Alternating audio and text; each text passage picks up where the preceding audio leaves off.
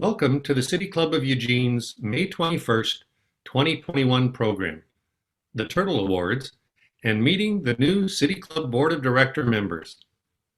This is the 34th program of our 2020-2021 programming year. My name is Scott Coltrane, and I'm the City Club President. Support for the City Club is provided by our members and sponsors.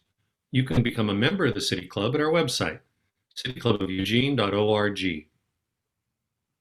Our programs are always available on our YouTube channel and on our Facebook page, and are broadcast on public radio station KLCC 89.7 on Mondays at 7 p.m.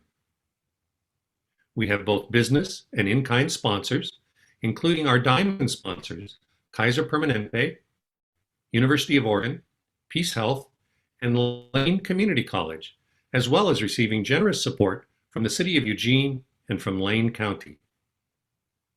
In today's program, the City Club showcases our new Turtle Award recipients, as well as announcing and meeting our new board members and the President and President-elect of City Club for the upcoming year.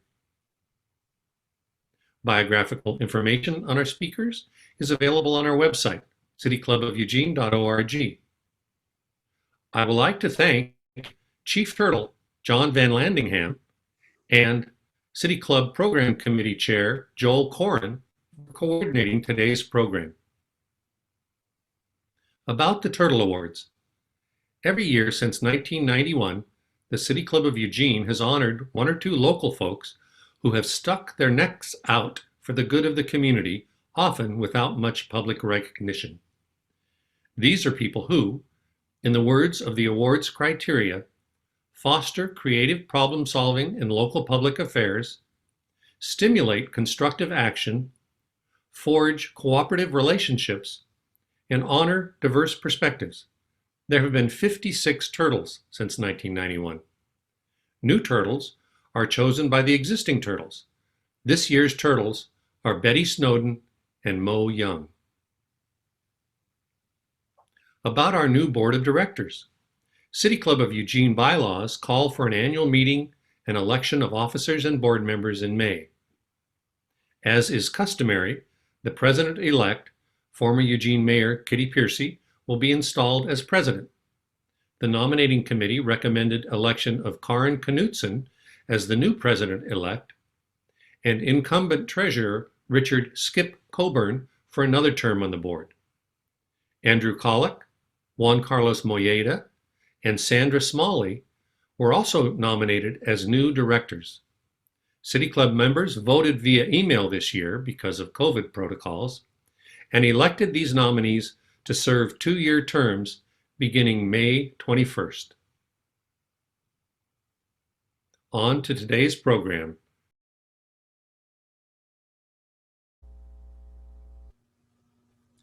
Hello, Turtle fans and City Club members. My name is John Van Landingham. I am the unofficial chair of the Unofficial Turtle Committee. Every year since 1991, the City Club has recognized 1 to 3 local citizen activists. There have been 56 turtles so far, all selected by the Turtle Committee. The Turtle Committee consists of all of the living turtles. It has only one task. It's the best committee in the world, and that task is to select new turtles, which we do once a year. The first turtle was chosen by City Club founders, Bob Moulton, who's no longer with us, Jerry Gatos, and Gene Tate. Gene Tate, the recipient actually gets a small cast iron turtle with an engraving on it.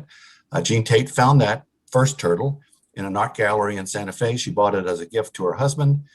She then promptly stole it from her husband and gave it to the first turtle, which was, thankfully for me.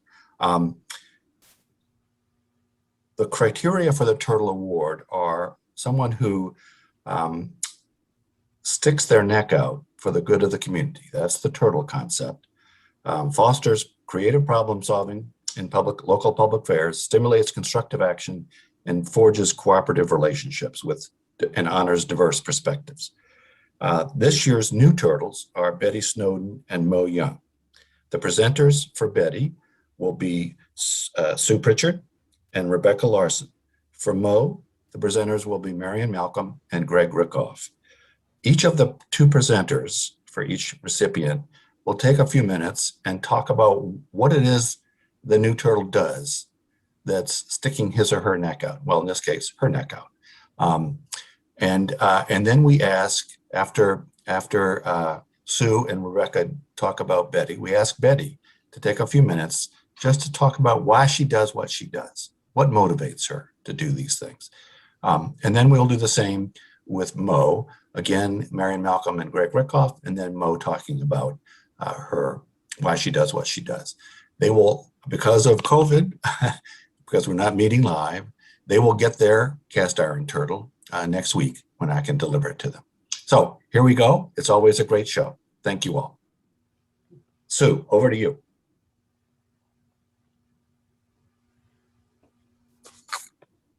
I'm going to use my notes because there are so many things to say about Betty. I have known, admired, respected Betty as both a successful real estate agent and as a successful retail store owner. I've observed her over the last 25 or so years as she built her career and her business, started her TV show, and followed her belief that taking care of the less fortunate is, in her words, the proper thing to do. She's had an exceptionally successful real estate career, always a very top producing broker when she worked for other agencies before she set up her own brokerage. She developed a TV show totally driven by her own clear vision of what she wanted to accomplish. People discouraged her. They said it wouldn't work, and then later wanted to take credit for the fact that she had succeeded in doing what she wanted to do. She kept going and is still going, having interviewed many famous people who have stories of inspiration that Betty wants the world to hear.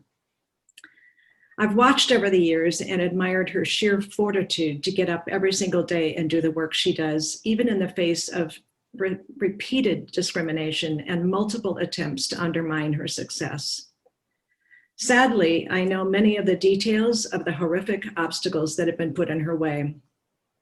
There were people who had a vision of a downtown tenant mix that did not include Betty and did not include her shop, which ironically, I believe is the longest lasting retail business in downtown Eugene, except perhaps for Lazar's. She's endured repeated graffiti more times than I can list, vandalism aimed directly at her, phrases such as "go back to Africa, you don't belong here," and other unspeakable words, as well as personal threats against her and her family. None of this has stopped Betty from moving forward with dignity, with purpose, with warmth and compassion. And most importantly, she moves forward without bitterness, something that most of us would struggle to do in the same situation. A couple of things I know about Betty that underlie everything she does. One is that she doesn't care about the money. And the other thing is that all aspects of her work are driven by her personal values. About the money, she doesn't care because it's about treating people right. Those are her words. She says, if you do your job and treat people right, the rewards will follow. She doesn't say the money will follow. She says the rewards will follow. And that's because for Betty, the reward is that people are being treated properly. As far as her values go, again, everything she does is driven by them. It's about doing the right thing, about treating people kindly, about doing very professional work and showing up at times of need. And that doesn't mean just showing up for the closing of the building that she sold or showing up for the TV show. It means showing up for the funerals and for the birthdays and when people are ill. It means doing above and beyond just the job. In all cases, Betty has had to work harder than everybody else in her career, both in real estate, in her retail business, and in her television show. She's had to carry herself in ways that overcome the obstacles that other people have put in front of her just because of her race. I asked Betty how she's managed to do all that she does. And she said, when you know who you are and what is most important to you, you can do anything. She says, I stay focused on the goal, and my goal is helping people. In real estate, that might be buying a house or buying a building. In television, it is inspiring other people with her stories. And in her nonprofit work, it is helping the homeless and people in need. She has definitely kept her eye on the goal. And her goal is helping people.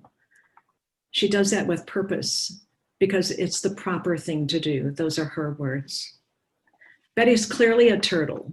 She has stuck her neck out every single day for all of the 25 years I've known her, for sure, getting up and working as the only Black real estate broker in Eugene in a community that has a less than stellar reputation for inclusion, maintaining dignity, compassion in the face of horrific discrimination and outright threats to her personal safety, utter dedication to her personal values of taking care of others, and her relentless ability to forgive and move on. When I asked Betty how she managed to keep going in the face of all these obstacles that have been thrown in front of her, and she said, "We are blessed." She feels gratitude, not bitterness. It is my honor to say these things about Betty. I think I've just scratched the surface. I know I've just scratched the surface, but I think we can all see that our community has been and continues to be blessed by Betty's extraordinary presence. Congratulations, Betty. Thank you.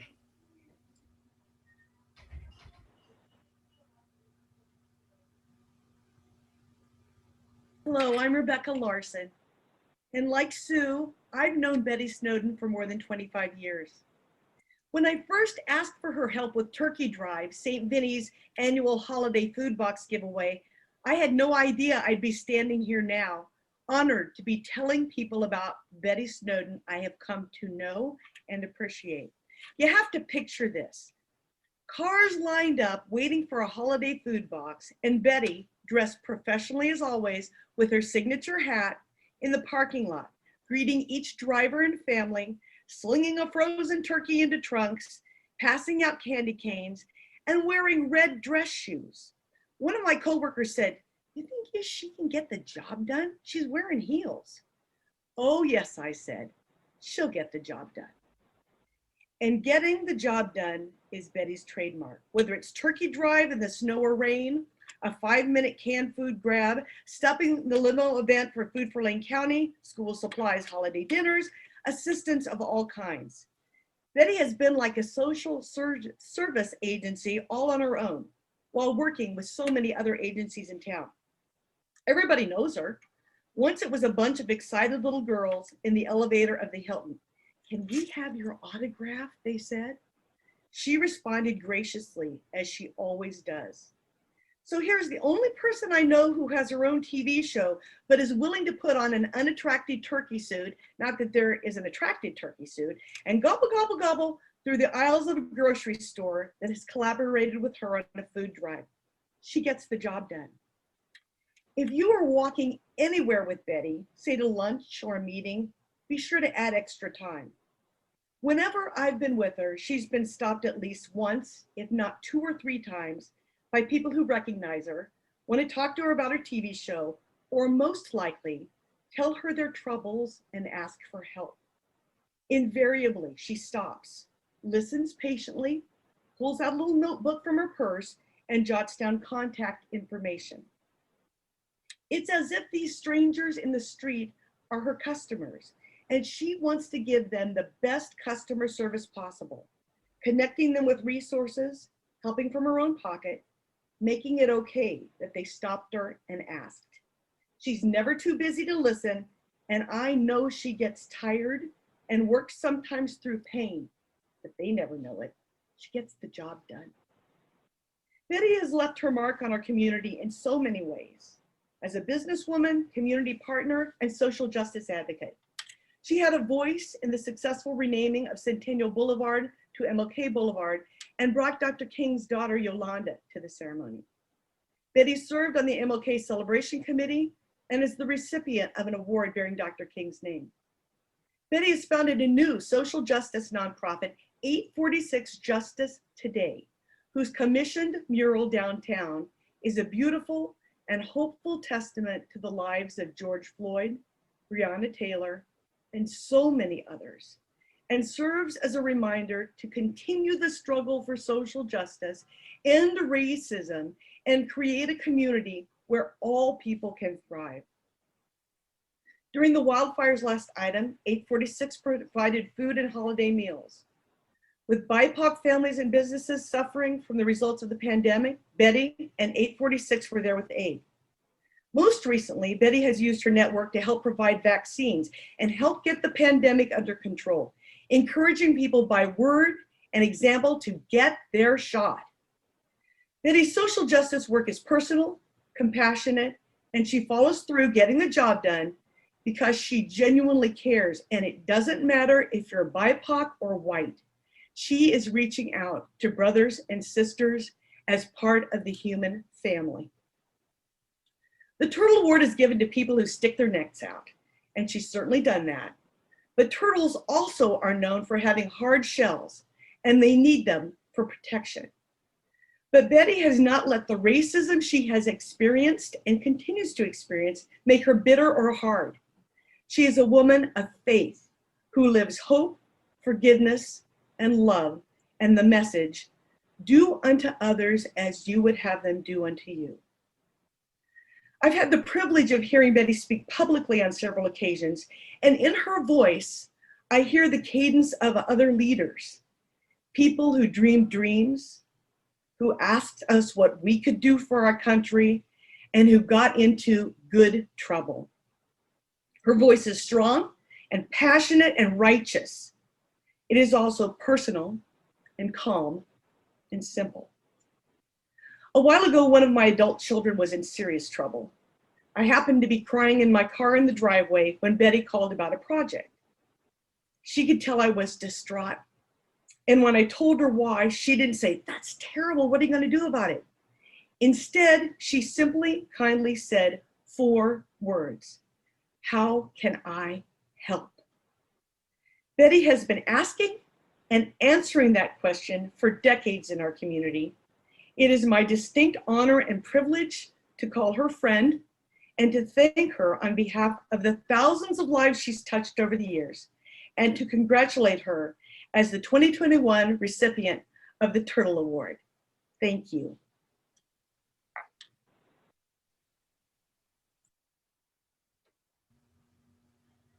First of all, I would like to thank the City Club, President, and all of its members for the honor of the Turtle Award. Sue, thank you for your powerful words. I have been a fan of yours and always encouraged by your works. Rebecca, thank you for all you've done and for being a friend for 25 plus years and talking about some of the work achieved. Since we're talking about a turtle, and I'm going to be brief, what is a turtle? A turtle is a slow-moving uh, animal enclosed in a scaly and leathery domed shell for protection. Turtle means patience, wisdom, and patience teaches us to take your time and stay focused on your goal no matter what. No matter what you're confronted with, no matter how you're criticized, we must be grounded. Helping people gives me a reason to rise every morning, to see what I can do to accomplish change. I love people. I am a servant who has been called to serve the people. And I want to make life better because I am concerned. Each of us have a story. My story may be different than your story, but most of us, we have a mind to create and do good. And I want to do good in this community and for the world. We must be willing to stick our neck out for the good of the people. We must have the courage and take the risk and expose ourselves to criticism, and there will be a lot of it. But that is when we make change. We take the root of good trouble and work for equality. So I say to you, Don't get tied up in trying to be on the top. Do the work of loving and helping people. That is you. That is your history. And nobody can take that away from you. They will exclude you, act like you don't exist, and never did anything. But I say, keep your neck looking high. Keep loving and doing for people because that is where we come together to make a change. Thank you so very much.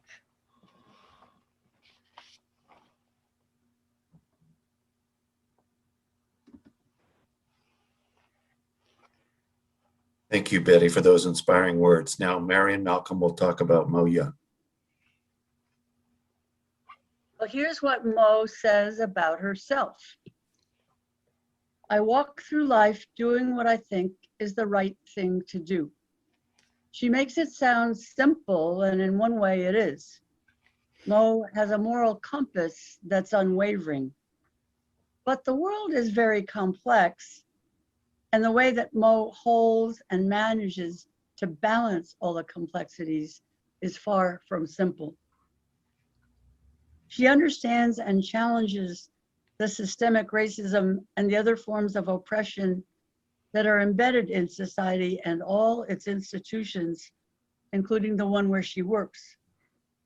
She's an effective change agent because she works both inside and outside, staying in touch with people at the community level and helping them see how to access the institution. Mo sees the good in the people around her and believes in the capacity of individuals to grow and change. She models a willingness to learn and to change by continually educating herself. Just ask to see Mo's reading list. This is characteristic of Mo's way of being in the world. She leads by example and she brings people along. One extraordinary aspect of her leadership is her willingness to be vulnerable and to allow others to see her vulnerability.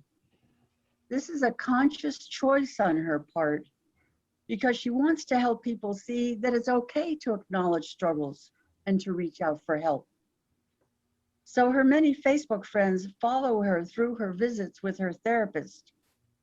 In that way, she destigmatizes seeking help. Mo commented to me that being open about when things are good or bad makes them not a big deal. Sometimes, though, she does what she thinks is right in a quiet but totally steadfast way. Mo and her partner, Mike, now her husband, were together and committed to one another for 14 years before they got married. Why, you might wonder? Mo and Mike did not want to get officially, legally married until the unions of their LGBTQ friends could also be legally recognized. Some of us knew that during those years, but many did not, because Mo and Mike were simply doing what seemed right to them. I saw Mo in action when she worked for Colic, Community Alliance of Lane County, many years ago. Mo took programs to the community, but just as important was the work she did inside the organization. I was particularly taken with how she related to interns from the University of Oregon, nurturing them, believing in them, helping them believe in themselves. This did not happen in a minute. Instead, Mo was willing to invest hours in listening to them and guiding them. Mo was never above the nitty-gritty of the work. I walked neighborhoods with Mo in the wake of hate activity, giving out stop hate materials and engaging with people. For a woman of color to do that work is risky, and it takes a degree of courage those of us who are white might not readily recognize. Mo is a warrior who is also an endlessly kind listener, mentor, and friend. She challenges systems and she cares for individuals all at the same time. I asked Mo how she does it, and also raises her wonderful daughter, raises money for righteous causes, volunteers in the community, and in the summer preserves a truly impressive amount of the season's bounty. She says that she practices boundaries, that when she's done working, she's done, and when she's with friends or family members, she's really with them. And I think that when she's with her kiddies, she's really with them too. Seems like wisdom to me, and yet Mo is still a young woman. Maybe it's because she stepped forward as a social justice activist when she was still a teenager. Maybe it's because she had parents who themselves modeled good values and social engagement. In any case, she already has about a quarter century of activism to her credit. I'm proud to have known her for years, to be one of her many friends, and to have had this opportunity to talk about her and to welcome her as a turtle. Mo, my wish for you is that you go from strength to strength, that you feel the love that returns to you from all the warmth that you've sent out into the community, and that you know a lot of everyday joy along the way. Thank you, Marion. Yes, thank you, Marion. Some years ago, Jan Oliver, a co-founder of the Eugene City Club, presented in a talk to this organization the consideration that we should attempt to live our lives with what she defined as big love. She suggested that we need to think critically and live with clarity, with honesty, and especially with empathy and compassion. Jan is a Black woman, at that time a leader at the University of Oregon and on the school board at 4J, encouraged those of us in attendance to stay curious, attentive, and caring. Empathy and compassion were not only for the good days, they were particularly needed when things got difficult, complex, ugly. I've thought about Jan's words over the years, especially these last handful of years. Jan Oliver's vision influenced my thinking when I was one of a large number of turtles who nominated Mo Young. Today, we have the great privilege to introduce an individual who embodies what I believe is to be the very essence of Jan Oliver's big love. Mo Young is an individual of remarkable courage and influence in Eugene and Lane County. She carries a moral clarity combined with a great sense of humor and a generosity of spirit that many of us find compelling.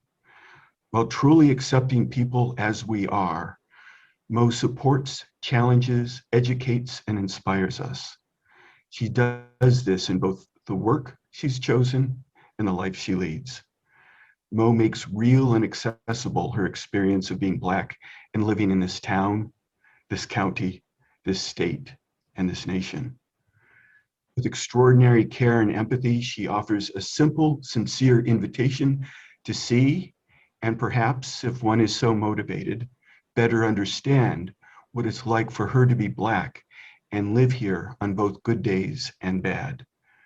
What it's like to be Black and be the daughter of a Black father, the sister to a Black brother, and the mother of a Black daughter. She does this with honesty, grace, and impressive generosity. She does this every day, good days and bad. Mo invites us to see the world through her eyes, but doesn't tell us what to think or what to do. She offers up insight into her lived experience as the gift that it is, and I will call it an extraordinarily generous and sometimes costly gift. In her professional life, she provides counseling, supporting institutional change through respectful, persistent conversation. The outcome of this has been great engagement by leaders who were not initial allies or advocates. The county now prioritizes equity work and integrates equity into the strategic plan and county board decision-making. She creates and facilitates workshops, trainings, community conversations about race, cultural identity, Oregon's history, white supremacy, and racism. She provides staff support and assistance to Lane County Equity and Access Advisory Board. She serves as a technical resource for the county and the county board regarding equity and access issues, and coordinator and liaison to the county on racial justice and other social justice issues. She drafts the statements for Lane County, including board orders, public statements, website language, and internal newsletter information. In her volunteer work, and this is far from inclusive, she's been a court-appointed special advocate. She's been a peer coordinator for CASA. She serves on the United Way's Community Investment Steering Committee. She's a member of the board of Centro Latino Americano. She's a member of the board of directors for Ophelia's Place. Her hobbies, her free time includes organizing a school supply drive for at least 10 years for rural schools, as well as for CASA of Lane County. She's collecting toys and hygiene supplies for kids and families of color for First Place Family Center. She's collecting toys and hygiene supplies for kids of color for Bags of Love. She's fundraising for the Family Resource Center in South Lane County to feed community members during their weekly drop-in centers. These families are agricultural workers. They're indigenous to Guatemala. Many have specific food requirements because of dental issues. She's driving for True Color Band-Aids that provide school kits for different shades of brown Band-Aids for schools that have the highest percentage of kids of color. She's fundraising for Centro Latino Americano as a board member, but she was doing this well before she ever started serving on the board. She's starting Good Trouble libraries, tiny libraries that focus on social justice and writers of color. She's creating and participating in social justice book groups, including one of her many current book groups is she invited and is now meeting with Sheriff Cliff Harrell to read and discuss My Grandmother's Hands, Racialized Trauma and the Pathway to Mending Our Hearts and Bodies. Who does that? Who reaches out to the chief elected law enforcement executive and asks them if they want to be in a one-on-one social justice book group, and then succeeds? For her work, both public and private, she received the MLK Junior Community Leader Award in 2018. Mo's kindness and care attracts a remarkable range of people, in part because she does very well at holding space for others. And she would say, as she would say, sitting with people and their feelings. As a Black and biracial woman raised in Eugene, Oregon, a town, county, and state that has long struggled with white supremacy and racism, she's done an extraordinary job of remaining curious and modeling acceptance without compromising her values. She trusts and is trusted. She serves as a mentor and moral compass to many of us, me included. She understands and puts into practice the philosophy that while we are all at different places on our journey, the door should be held open to help us all be more fair, equitable, and just. She has taken it as her personal mission to hold open that door. She is that living, breathing invitation to engage, learn, and dream. She is constantly learning and consistently bringing out the best in others. She sees others as their best selves. By being honest and vulnerable and courageous with who she is and what she's thinking, Mo has the trust of the organization she works within, the partners she supports, and the community she serves.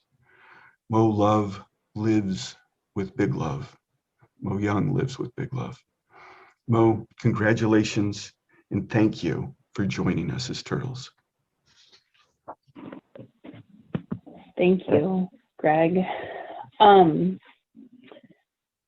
I want to thank the City Club for this great honor, and I also want to thank Marion and Greg for their words. These are two folks that I'm not sure if I would be where I am now if it wasn't for them and their guidance over the course of all of those years that they talked about. Betty, it's an honor to be receiving this award at the same time as you. I've known you since I was 7, 8, I mean, since forever. So, thank you for sharing the virtual stage with me. You really are an example of someone who lives their values, and I'm humbled to be here with you. I want to just send a shout out to my mom, who got this award 15 years ago. It's cool to be on a list with her. And I was in fact raised by two people who just taught me and my brother that this is how we live our life. This is how we show up in community with one another. And so I've been spending like the last couple of weeks trying to figure out what I was going to say. And it just keeps coming down to, I'm just doing what I think we're supposed to do as humans. And so I don't have a ton to say about that. What I will say is I spent a lot of time thinking about what does it mean to stick your neck out. And to me, it means being consistent, being consistently you, no matter who you're around, at work, at home, with colleagues and community. It means being willing to be wrong. It means being willing to be alone in whatever the moment is. If you know that what you're doing is right, then being willing to be the only one who stands up and says something. Being willing to not be popular or to not say the popular thing. For me, especially this year, as Marion kind of alluded to, is being honest with myself and others about boundaries and what I can and can't do. There's a lot of work to be done. And also, kind of conversely, on the other side of that, it's about dreaming real big. And I feel really lucky to have friends and family who know when to like reel me in and when to take my hand and just run together towards whatever the big project is. And so as I was looking at the what it takes to be a turtle, two sort of things stood out to me. I mean, all four of them are wonderful, but the two that stood out to me that I wanted to just touch on were stimulating constructive action and forging cooperative relationships. Earlier this year, I was chatting with a dear friend and elder in our Black community, and she shared with me that it is a dream, it's a lifelong dream of hers to own a home, and that she just didn't have enough money for a down payment for that home. And she gave me permission to raise funds for a down payment. And so we are spending the next handful of months fundraising to get Lily Reynolds Parker, who many of you know, a down payment for her home. And so I would be remiss if I didn't tell you how to donate to that. So you can email me at mo.young541@gmail.com for information. You can also call any Oregon Community Credit Union and deposit directly into the account. And there's also a PayPal money pool. If you're on Facebook, you can find it. I've got a million public posts about it. But anyways, for me, like, that is the epitome of community, the epitome of constructive action, and the epitome of forging cooperative relationships. And there are many opportunities out there if you just look for it. So thank you so much.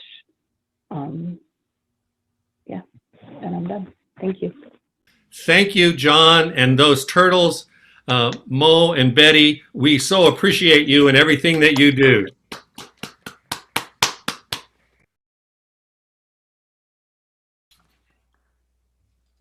All right, on to the next segment of the program. The City Club of Eugene members have elected a new president-elect, Karin Knudsen, elected Skip Koberg, City Club Treasurer, to a second term, and elected new board members Andrew Colic, Juan Carlos Moyeta, and Sandy Smalley to fill seats that were held by those whose terms have expired. I want to thank sincerely the retiring board members who've done so much for the organization. Joshua Burstein, Margaret Halleck, Catherine Schacht have been just phenomenal board members. We thank you so much. And thanks especially to President in the past president this last year, Eric Richardson, for his many years of service to City Club. 2 board positions incorporate a planned move to another position. Kitty Piercy was president-elect this year, and she'll move on to become president, and I'll move from president to past president.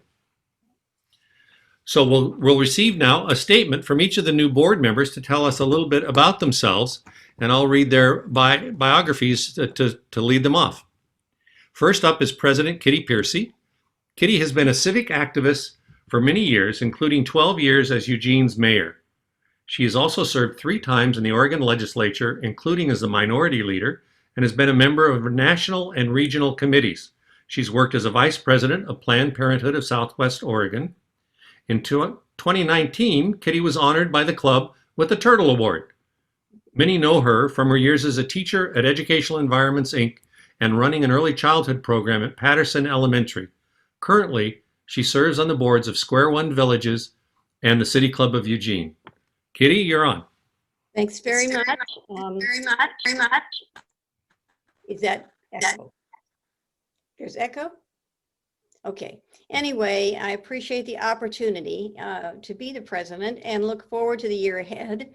And I want to say that Scott and other volunteers have kept excellent program going during this very difficult pandemic, as well as podcasts and the fixing up the website, and it's been a lot, and I'm so appreciative of it. My hope is that this year ahead, we can return to having live City Club and again be together for civic conversations. So I look forward to working with the board, committees, and members to keep the City Club strong and to achieve and grow membership and supporters. Now I'm going to sort of shift off myself and just say, I feel we owe a really big thanks to Scott Coltrane for being our leader this last year and doing it in such it's been an incredibly challenging time. And he didn't do it alone. He did it with an awful lot of people helping, but nonetheless, he's a steady hand at the wheel and very, very much appreciated. So now I'm going to turn to my friend and colleague, Meryl Milne, who is going to offer a little recognition and thanks to Scott. Scott, I have appreciated your steadiness at the helm. I rejoined City Club's board last May when the pandemic was in full bloom, and I have seen you in action. And as Kitty says, we are so appreciative of you. And I understand that now you're going to have a little more time for fun things. You're still going to be past president, but you may be able to do more gardening. And so we wanted to give you something to remember us by, even when you're out digging in the soil. This is called a hori knife, and gardeners love it. And it also doubles as a lethal weapon, and it comes with a nice sheath. But we have had the handle engraved, and it says, Scott Coltrane, thank you for helping City Club grow. And one of these days, I'll get it to you. Thank you, Marilyn. That's wonderful. In fact, we have a new community garden plot down at the Whitaker Garden, the first city garden, and one of the neighboring garden plots was planting with one of those. And it's also good for weeding. So that's fantastic. Thank you so much. You're welcome. That was Karin's great idea. And next up is Karin Knudsen. Karin is an architect, urban designer, and nonprofit leader with more than 20 years experience working to advance sustainability, equity, and community housing solutions in the private and nonprofit sectors. She teaches at the University of Oregon's Departments of Architecture and Planning, and she's the founding director of Better Housing Together. Currently, she serves City Club as a member of the program committee and has put on some great programs, and will continue in that role as she becomes president-elect. Karin? Thank you so much, Scott. Thank you all for the opportunity to share a few thoughts and for the honor of serving as City Club's president-elect. I just want to reiterate how much I've appreciated learning from our outgoing president, Scott Coltrane, over this past year's work with our very excellent program committee, and also to say how much I'm looking forward to working with our new president, Kitty Piercy. One of the things that I've always admired about Kitty and appreciated about her is that she's always willing to have the conversation and has supported engaging around community issues and important community conversations for many, many years. And I look forward to working together to do that with City Club. That commitment to civil inquiry is at the heart of City Club's mission, and it's one of the reasons why I'm so honored by the opportunity to support the organization's work. By day, as Scott said, I'm an architect and an urban designer and the director of Better Housing Together, and I also teach at the University of Oregon. But I guess what's most important about that is the work I do centers around efforts to advance sustainability and equity and community housing solutions. And partnership and conversation are, of course, at the core of so much of the work that we have to do together. Before becoming a City Club member, our household had probably listened to City Club on KLCC on Monday nights for over a decade. So speaking now to those longtime listeners, but maybe not yet members, I just want to encourage you to take one more step to engage with this organization and to support City Club's mission by becoming a member. Your membership matters, and your voice joining us in these community conversations matters. City Club's commitment to inquiry and engagement were really interesting to me 15 years ago, but the organization's mission feels critical now.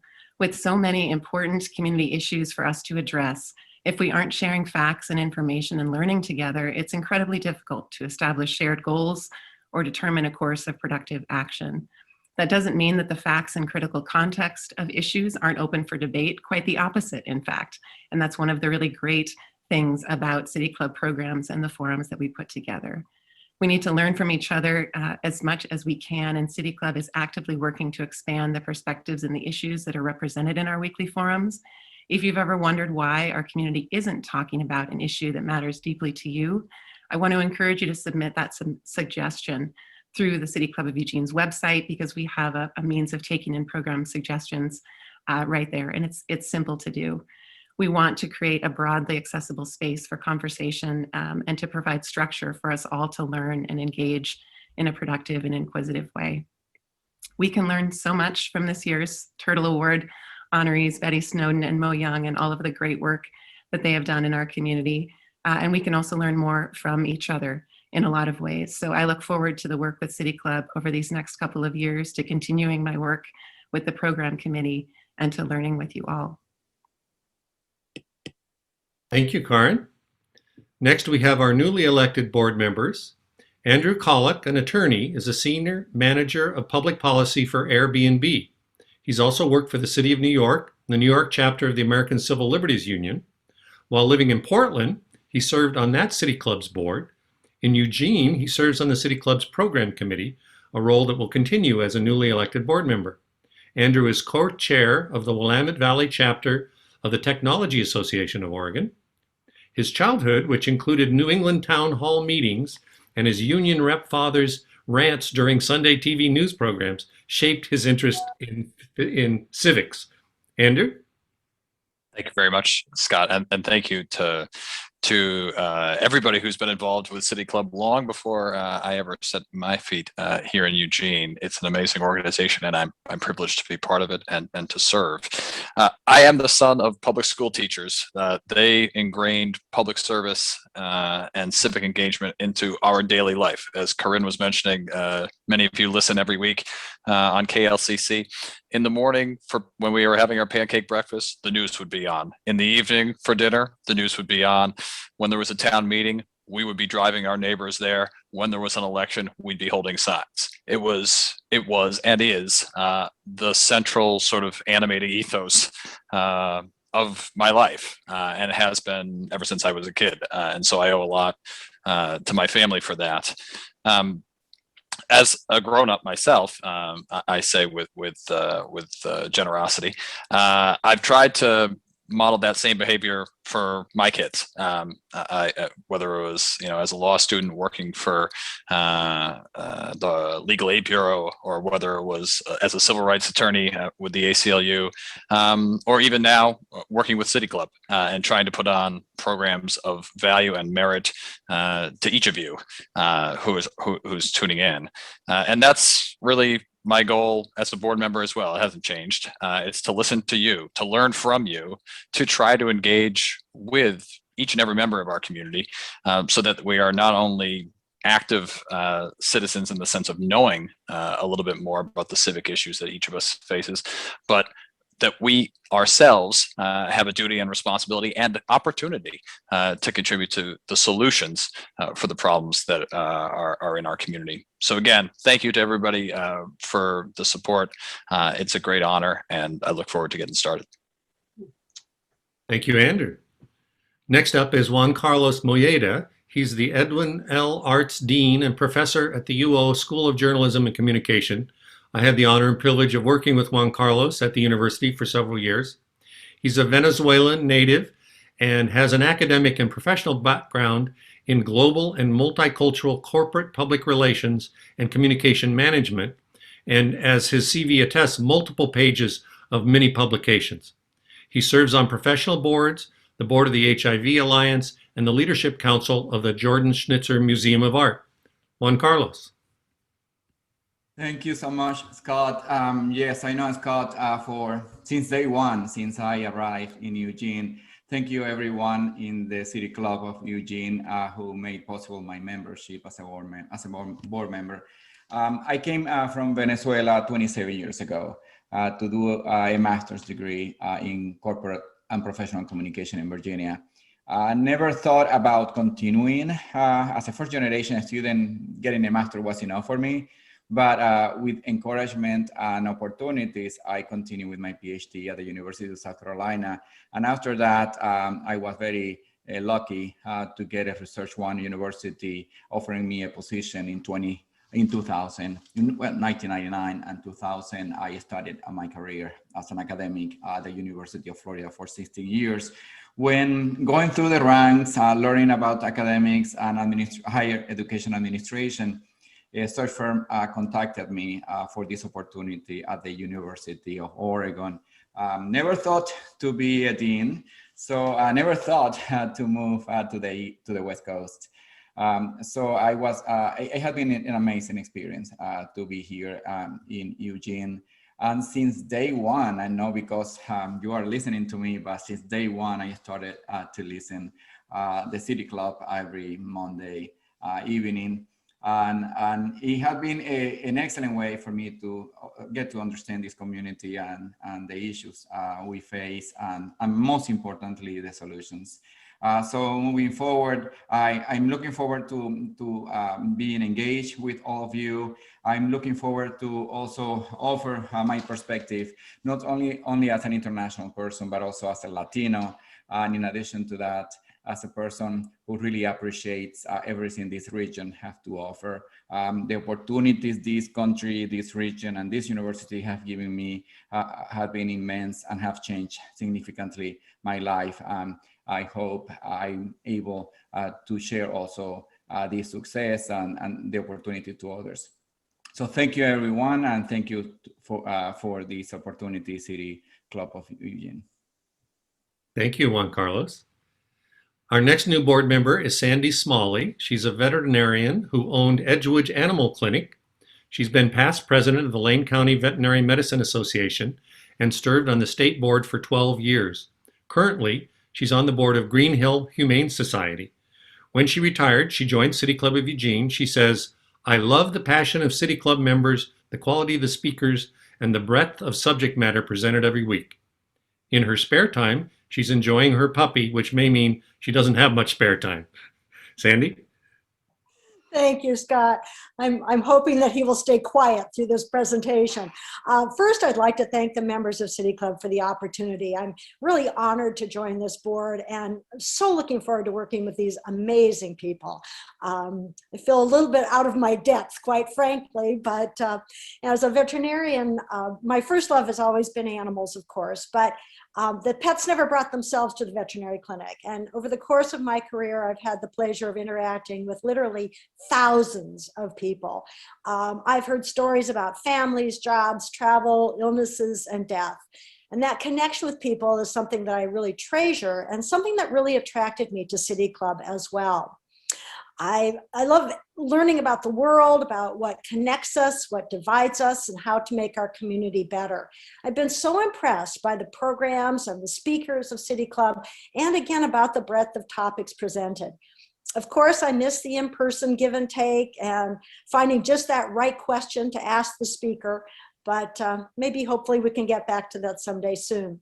But that said, when I would sit in the Friday forum and look around the room, I realized that our demographic was pretty uniform. And I think my hope for City Club is that we can increase our diversity. I've served on the membership committee, and as part of that, we put forward some new categories for high school students, college students. We've decreased fees to make City Club more accessible. And I'd like to see us get out into the community to educate the community about City Club and to increase our membership among young people and people of color. I do believe that membership on any board comes with responsibilities. That means speaking positively about the club, working hard to make the club successful, and to the best of one's ability, contributing financially. And I want to say that I take my responsibilities very seriously. And I hope that I can succeed in making Eugene City Club even more vibrant and relevant in the future. And hopefully we can all get together and see each other in person again soon. Thank you. Thank you, Sandy. And you gave voice to a vision that I think we all share, and I think we can move forward together again. The last remaining newly elected board member is currently a member of the board. Skip Coburn was elected to a second term on the board and will continue as treasurer subject to board approval once the new board takes over. Skip is a retired commercial banker who moved to Eugene and immediately joined City Club. He stepped up to the board membership and was appointed as treasurer last year, has worked to improve our fiscal reporting and planning substantially, as well as transitioning to a new CRM platform and a lot of support work with the executive director, Silver Mogart, who has done a great job again this year as our executive director. Skip has also worked on City Club's program committee and on the development committee, so he wears many hats. Unfortunately, Skip could not be with us today, but we honor his commitment to the board and really glad that he's going to continue in that role. I would like to say we were having our annual membership meeting on Friday about the same time that this program is airing for the first time. But if you do listen to this and want to join us at that meeting, you can go to our website and get the link, the Zoom link, to be able to participate. And I'd like to echo a couple of things that several of the new board members said. This has been a tough transition year, but one that I think has expanded our horizons. The retooling of the webpage, which Marilyn Milne, as chair of the media committee, really took on, has really helped the accessibility to the community as a whole. The new energy on the program committee, including Andrew and Karin, has been just fantastic. And I think the programming quality, thanks in part to the past president and the program committee chair, Joel Corin, has been excellent. We've been able to pull in talent at the national level that we've not been able to before, people who wouldn't necessarily come to Eugene. So I'm hoping we'll develop a new model with some hybrid programs where we have face-to-face contact, we can get together and ask questions, but we can also bring in people via satellite or via Zoom so we can continue to have the kind of level of engagement with the issues at a broader level. And I hope we can do that over the coming part of the year. So we're nearing the end of our program, but I just want to make an offer for the last minute or two. Any final comments from our new board members? If not, I'm handing the gavel figuratively over to Kitty. And we're looking forward to a great year. We're so happy that you have stepped up and agreed to be president of City Club, and we're looking forward to working with you. I have to say, Scott, after listening to everybody today, I'm really excited about this group of folks and the possibilities of the things we can do together that each of you have already indicated your interest in. So I think the world is ours to go out and get this year. So I'm looking forward to working with each of you. And I'm just going to put this in your minds to think about today. Is there's no reason that we couldn't start having in-person board meetings again with distance and sitting outside. I think we could do that. So think about it, if that's something you're interested in, because I think that kind of allows us to get to know each other at a different level. And I think that's healthy and good for all of us. Given that you're all vaccinated, I think we could we can manage this in a way that's positive for everybody. So looking forward to this year, and you know, let's go get them. Yep. This has been our May 21st, 2021 program, the Turtle Awards, and meeting new Board of Directors members. Before we proceed, I'd like to recognize our Diamond sponsors. Kaiser Permanente exists to provide high-quality, affordable healthcare services and to improve the health of our members and the communities we serve. More information at www.kp.org. Support comes from the University of Oregon. Since 1876, UO has helped Oregonians question critically, think logically, reason effectively, communicate clearly, act creatively, and live ethically. More information at uoregon.edu. Peace Health is proud to serve Eugene, Lane County, and beyond. As your hometown healthcare partner for more than 80 years, our mission is to keep you and your family healthy. Learn more at peacehealth.org. Lane Community College transforms lives through learning. LCC provides comprehensive, accessible, high-quality educational opportunities that promote student success. For more information, visit lanecc.edu. I would also like to acknowledge our gold sponsors: Sacred Earth Botanicals, Emergency Veterinary Hospital, and Network Charter School. And our Sapphire sponsor, Summit Bank, your local community bank. An independent community bank headquartered in Eugene, Summit Bank serves businesses and professionals in Eugene, Springfield, and Central Oregon communities. For more information, visit spkosbko.bank. Before we thank our speakers today, I have a few more quick announcements. Thank you to our in-kind sponsors: KRVM 91.9 Radio, Pack Info and Simplified Computing LLC, Dotson's Photography, and a special thank you to public radio station KLCC FM 89.7 for airing City Club programs on Mondays at 7 p.m.